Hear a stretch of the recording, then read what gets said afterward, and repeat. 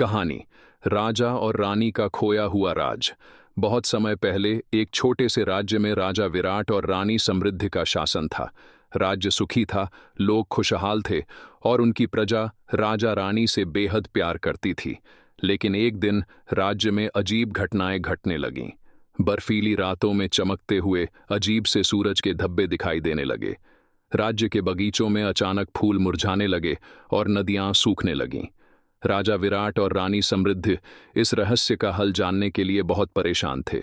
एक दिन एक बूढ़ा साधु राजा के दरबार में आया। उसने कहा, राजा, तुम्हारे राज्य की खुशहाली उस गुप्त रत्न पर निर्भर है जो तुम्हारी महल के गहरे तहखाने में रखा हुआ है। तुम्हारे पुरखे इसे बचाने की कोशिश करते रहे, लेकिन अब यह रत्न खो गया है। तुम्हें उसे वापस लाना होगा ताकि राज्य में सुख शांति बहाल हो सके। राजा और रानी ने निश्चय किया कि वे उस रत्न को ढूंढने के लिए हर संभव प्रयास करेंगे। रानी समृद्धि ने राजा को बताया, हम इस यात्रा पर साथ जाएंगे क्योंकि इस राज्य का सीधा संबंध हमारे प्रेम और एकता से है। राजा और रानी ने महल के तहखाने में जाकर पुरानी किताबों को खंगालना शुरू किया। कुछ ही दिनों में उन्हें एक पुराना नक्शा मिला जो उस गुप्त रत्न के स्थान को दिखाता था। वह स्थान राज्य के उत्तर में स्थित एक रहस्यमय जंगल में था। राजा और रानी ने अपने प्यारे घोड़ों पर सवार होकर जंगल की ओर यात्रा शुरू की। रास्ते में कई मुश्किलें आईं, जैसे कि घने जंगलों में रास्ता भटक जाना और खतरनाक जंगली जानवरों से सामना होना। लेकिन राजा और रानी ने एक दूसरे का सहारा लिया और अपने प्यार और साहस से हर कठिनाई को पार किया।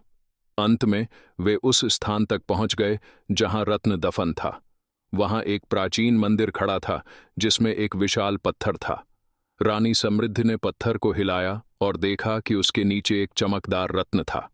जैसे ही उन्होंने रत्न को छुआ, एक तेज रोशनी चमकी और वह रत्न राज्य के केंद्र में पहुंच गया।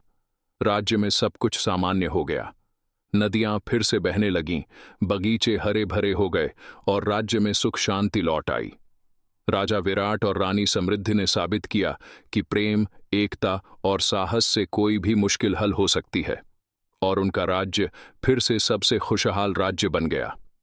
यह कहानी आज भी उनके राज्य के इतिहास का अहम हिस्सा है और राजा रानी की वह यात्रा कभी भी भूलने वाली नहीं थी।